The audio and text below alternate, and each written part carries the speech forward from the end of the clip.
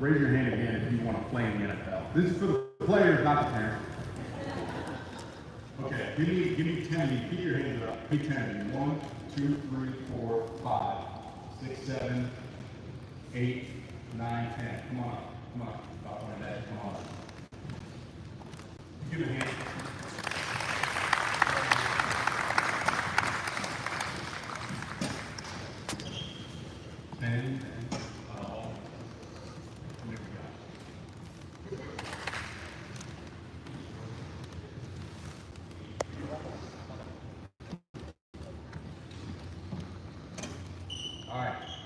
We got 10 5-stars. This is a sample of 10 5-stars. All the accolades, all the offers, all the girls. Now, real quick, the first 6 of you step up. 1, 2, 3, 4, 5, 6. 6. There we go. 6 out of every 10 5-stars statistically will get drafted in the NFL. Listen to my words. 6 out of every 10 will get drafted. 2 of you step back.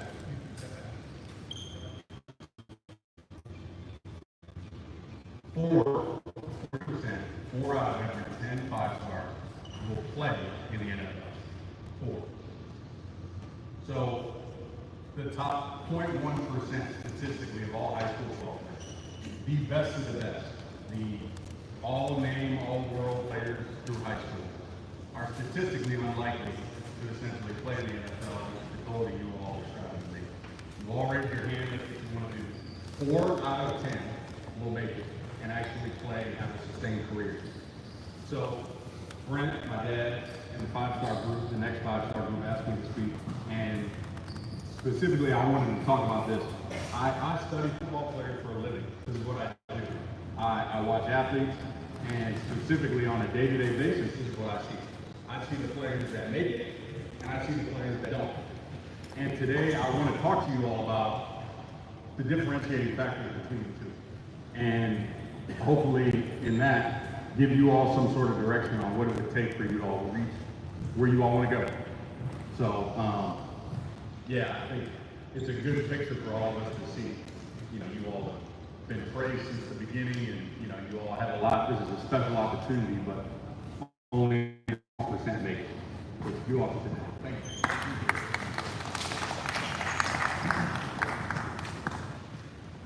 So let me phone in a friend real quick. I don't know you all like that, but I'm going to ask the crowd real quick. Why wouldn't a player make it? You're a 5-star, you're talented, and you show your hand. Why would you make it? Yep. Dedication. That's good. Yep. Great. Yeah. No, academics, if you don't take care of your business area, you're not going to make it. Character. Unpack that. What do you mean character?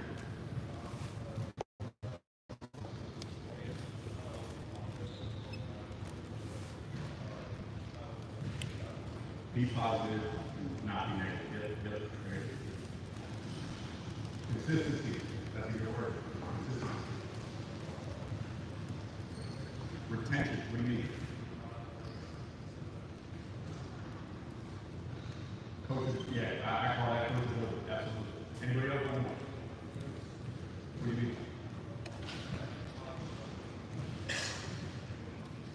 Any challenge you got to do. That's good. Yeah. So, specifically, I think obviously great with one, decision making with another, all field, taking care of your business, not get aggressive, be a good citizen. Injuries. I noted down 3 things specifically that I see, especially now, that become problematic and why players don't make it. So the first thing is, specifically now more than ever, I see a disconnect between the athlete's goals and the athlete's decision. And let me rephrase that. I see a disconnect between the athlete's goals. So you all raise your hand, you all want the NFL. And then there's a disconnect between the decisions that you all make, both on a day-to-day basis and the school that you choose. So you want the NFL, but you choose to go to the school because it's the highest NIL bid. You want the NFL, but you choose a school that has a full locker room and the colorway matches your dreadlocks and you feel good when you go there. You want the NFL, but your work habits on a day-to-day basis are trash, and you'll never make it because of that. There's a disconnect between what you want and the decisions you make on a day-to-day basis, and that needs to be aligned. So every decision that you make needs to be in line with what you're saying you want to do. You also raise your hand. You want to make it to the NFL. You want to play in the NFL. Everybody good on that? Number two, especially now more than ever, there is an early sense of arrival. Some of you all think you made it because you got 5 stars next to your name. And I'm here to tell you, I'm not the person to tell you, but football is a developmental sport, man. You guys are young, you guys got a lot of growth to do. None of you are ready, none of you are good enough to play in the NFL right now. And your career will go as far as you decide to grow. I'll say that again. Your career will go as far as you decide to grow. If you don't grow, you won't make it. It's as simple as that. Your efforts, your attention to detail, your coachability attention, that ultimately will be what your career looks like. Everybody good on that? Number 3, there is, especially in this season of the transfer portal and all of the opportunities, there's an opt-out for competitive nature.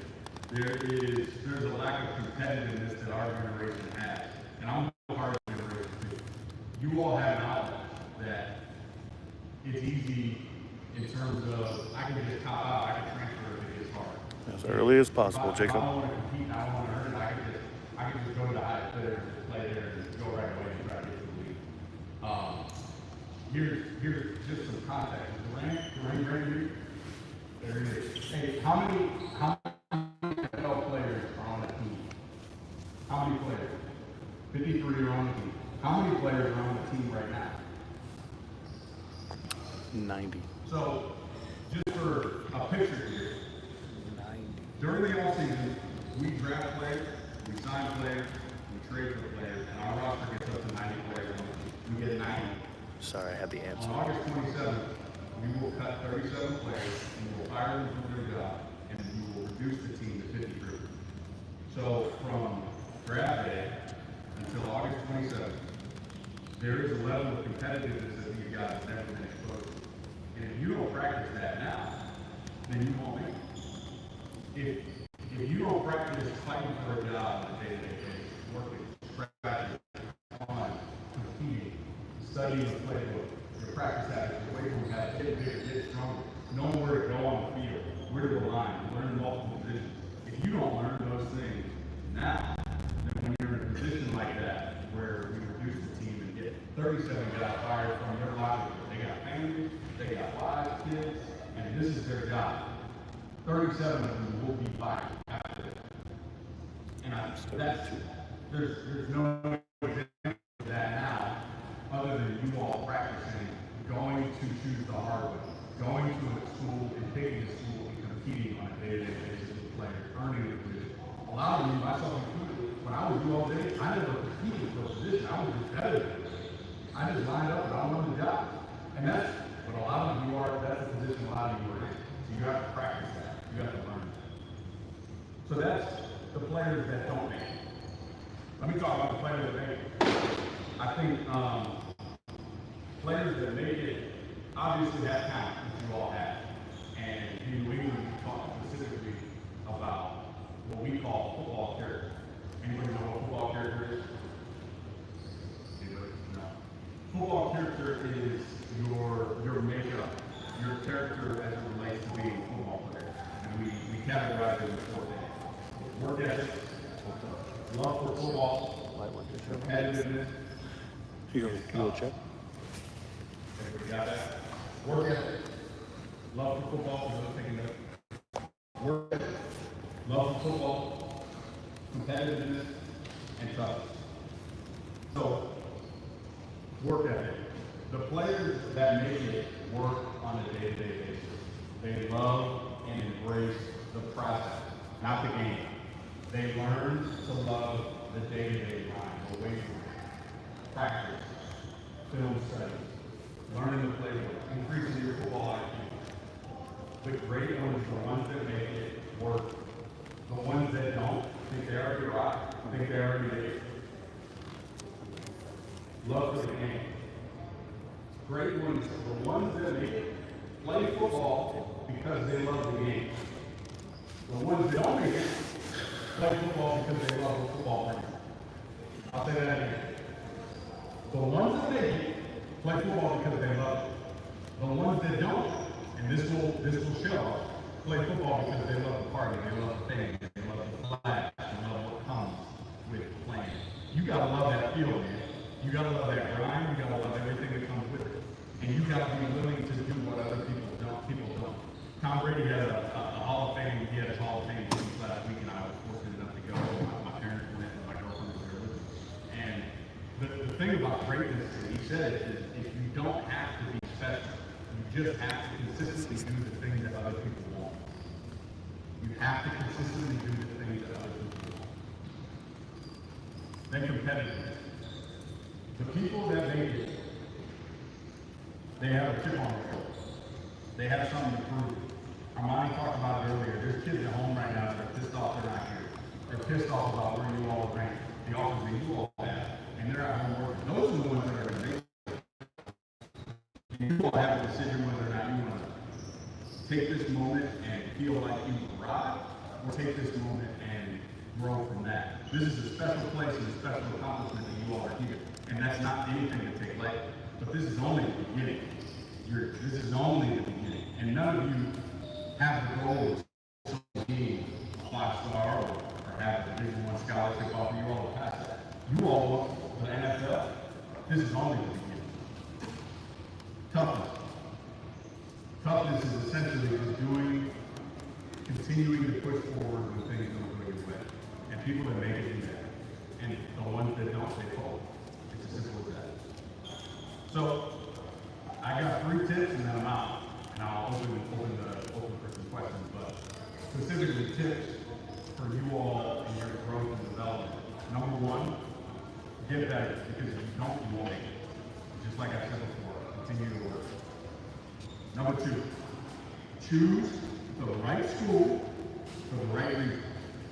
And I say that because, just like I said earlier, that you need to be mindful of why you're picking your school. Ask the right questions. Don't be afraid. Do they develop NFL players in your position? That's a question. Do you want the NFL? Does the school that you're picking, do they develop NFL players in your position?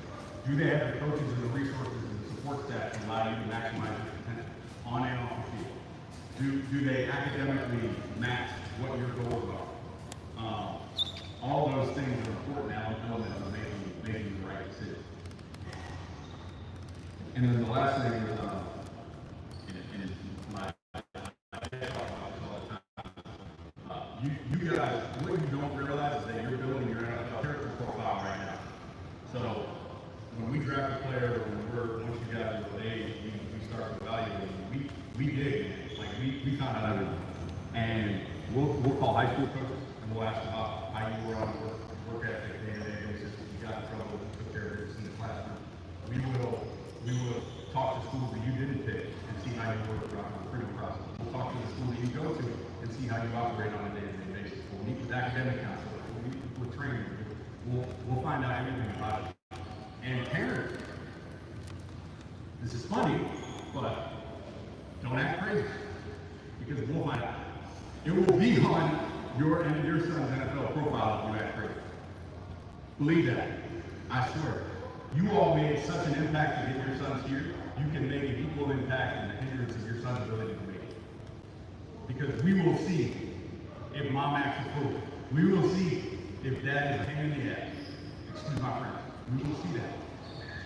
And as sad as that sounds, I've read hundreds and hundreds of character profiles about that. And Alabama and Georgia and Ohio State, they may be willing to take up and put up with nonsense, but the NFL doesn't. Nobody's that good.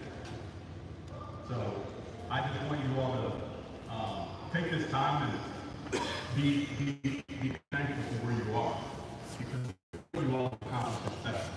And I'm excited to be around you all and continue to develop these relationships as we go. And It's really cool what my dad is, he talks about 20 players making it to the NFL from these teams. I've interviewed and scouted multiple players, from Nolan Smith to Steel Chambers to multiple players that are in the NFL that were in your shoes. And I hope that's for all of you, because at some point, I will be, and me and the league will be at our eyes. I want you all to know what it takes, and I want you all to have a vision what that looks like on a day-to-day basis. So, yeah, I wanted to open up for any questions that you all have. Any questions about recruiting? I visit schools on a weekly basis. Anything that you all have, feel free.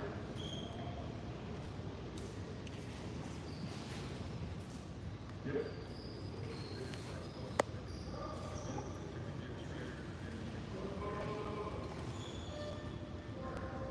Yeah, stand up.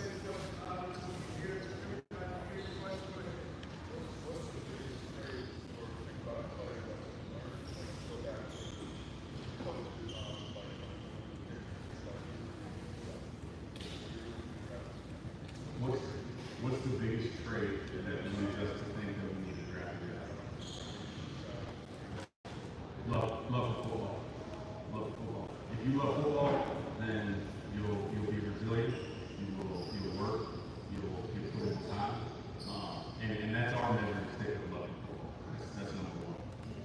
And then toughness, because it's really hard. In the NFL, I mean, how many games did you all play in high school? 10 games, and you all played against school, whatever. You play in the NFL, you play 17 games, one by mark down against the players every week. So you got to be tough. You have to have mental stamina to sustain it. Any other questions?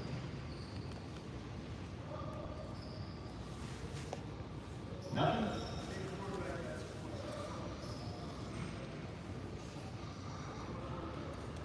Parents, you can ask questions too. Yep.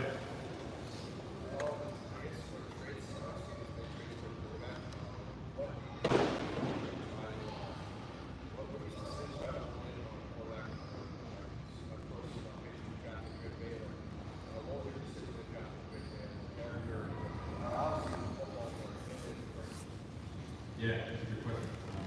Quarterback specifically is a neck-up position. People talk about it for 20 years. We drafted Rick third overall because he was extremely talented. But the other piece was his mathematics. Yeah, he was incredibly intelligent. His football IQ was off the charts. His ability to play with toughness and poise under pressure and elevate the players around him. I think elevating the players around him was the biggest thing on and off. But Drake kind of embodied all of those things and checked most of those boxes.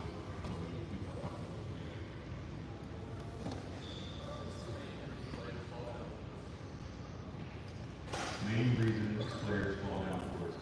One is IUL's control would be medical. If they got hurt multiple times and the doctors didn't feel comfortable, the biggest reason is character. And if we don't think that you'll be the same guy on a day-to-day basis, then you'll fall down for it. And it's as simple as that. If you love football, if you don't think you're mature enough and ready to be a pro, then you'll slide down the board and it'll be a decision on whether or not you want to.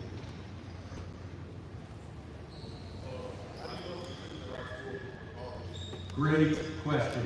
Great question. It ultimately depends on what you're looking for. And I think that it needs to match your goals. With both, I'm not breathing hard. The mic's just close to my mouth. And, I'm not lying to know that that's part of it. But I think when you think long term, I would focus on that lens from a football standpoint, from an academic standpoint. If it matches your academic goals, some of you all will make it. Like, it's just a reality. Statistics will say, and when you get that degree, that ultimately leads to long-term success. And the school or the decision of the school will make, if you choose the right football school, that allows you to have a better opportunity to make it in the NFL. And I would look at some of those things like how they develop players. Do they have a strong culture? Do they have an opportunity for you to grow and maximize? Yep.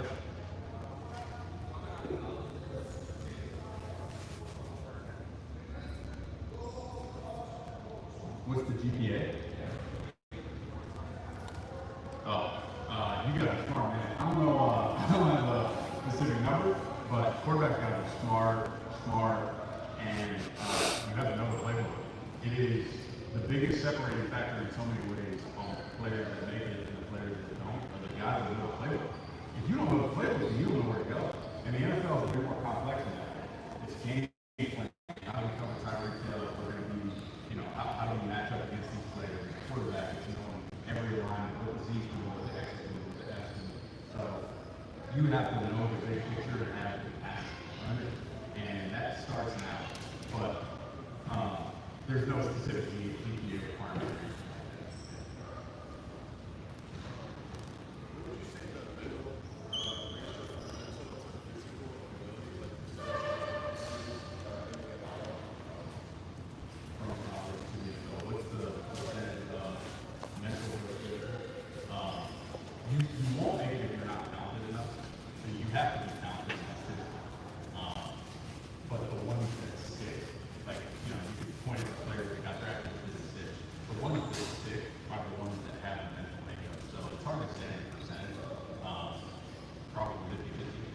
Need to be talented enough to make it.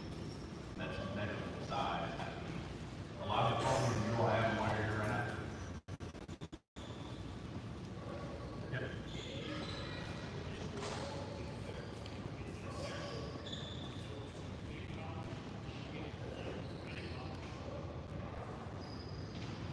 Yeah, you can get it from any college. We drafted Kyle Murray in the second round. He was a free safety. We just extended him to one of the biggest safety contracts in the NFL. We just extended Christian Barmore, who's a three-star prospect that chose Alabama, and we gave him a 4-year, $92 million deal. So it really doesn't matter.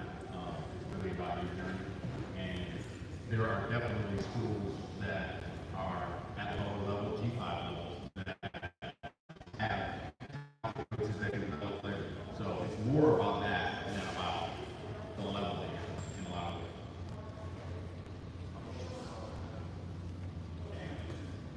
People think that. How much does size matter? Size is really important. Size. You said size? Yeah. Size is really important. Undersized players that make it have to have something special. Whether it's something mentally, something physically, they have to have something special. And he had something special. So that's an important factor, but you need compensators, and you need to find out what that is. Depends on the position. There's like what position you play. Quarterback undersized would be under 6 months. Yeah, it depends on the position, but just lacking the ideal measurable of a player. Yeah, we got that.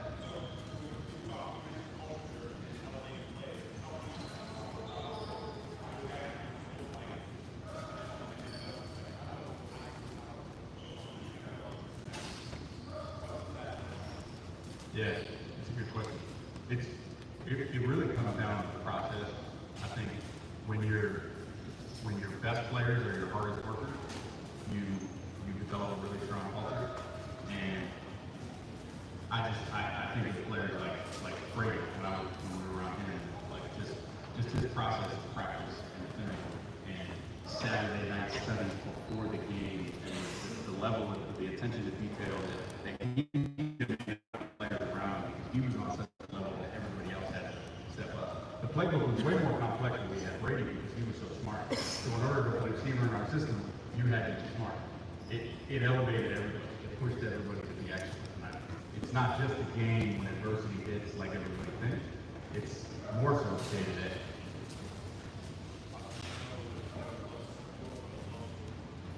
The way you work day-to-day. Yeah. It's easy to love the game. It's easy to get geared up on Sunday, Friday night, Saturday. It's how you work. It's how you practice. How you compete.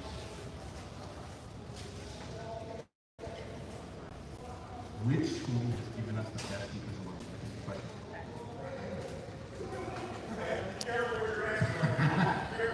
Yeah, this might be an off-the-record question.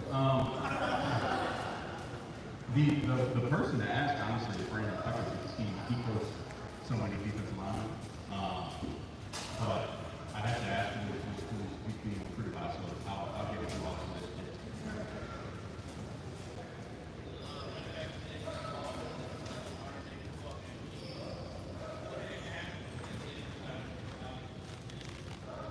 Yeah, pass game. Pass game. You can't just run ball anymore. Like, we don't hand the ball off every play. It's a passing league now. So in order for NFL running backs to get paid and for them to have a sustained career, they have to be able to be exposed to the passing game and bring receiving value. So the best players, McCaffrey, players like that, Alvin Kamara, those guys, we call them 3-down value. So we can hand you the ball, but we can also throw you the ball. We can align you to slot. You can do multiple things. So it's the more you can do with that position. What do you think separates good quarterbacks from great quarterbacks? What separates good quarterbacks from great quarterbacks? It goes back to elevating players around. There's a lot of quarterbacks that execute the offense, and you call them the game managers. They essentially operate the offense and work it efficiently. And there's players that elevate the offense around them based on, no matter who's on the field, that team always has a chance to get a first down. That team always has a chance. When I specifically watch quarterbacks, the biggest thing that I differentiate is I watch all the third down clips. And what that quarterback can do on third down, I tell you, that's what playing quarterback is. That's what separates how they are on third down, how efficient their playmaking, their ability to create, extend. Third down is really the biggest separator.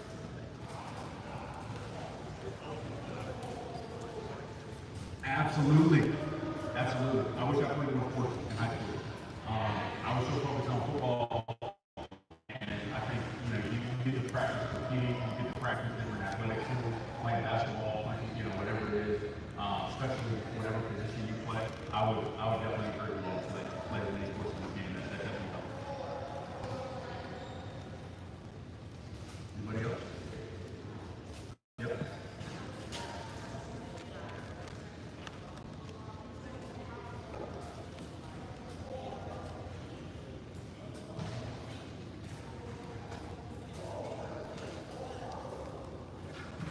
It is huge for our process. Social media and interviews and all those things. We study them and see how you all operate. There's a huge part of the process that's the gap that we don't get to meet with you all until a couple months before the draft. So it's a big part for us to evaluate the person and just kind of get a picture of who they are. And that, it comes up a lot.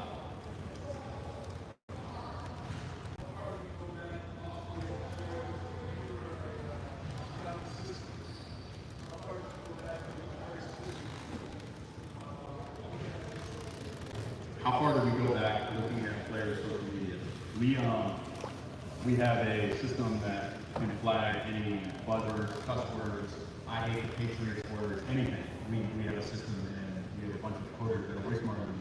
And they since every tweet we have, we can track any flag, tweet, post, or anything like that, picture of a gun, anything like that we find.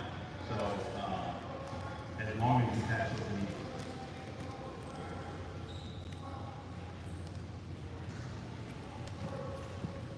Y'all better stop acting up.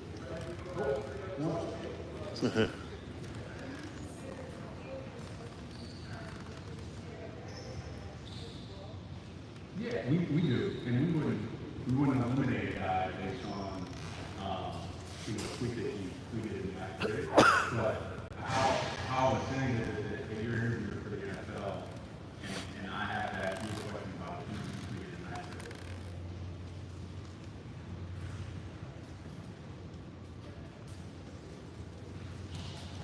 All right.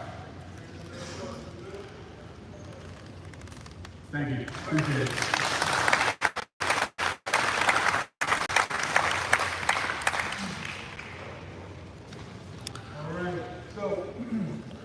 Take a break. Just a little Some of the media guys are going to be grabbing guys for interviews. Players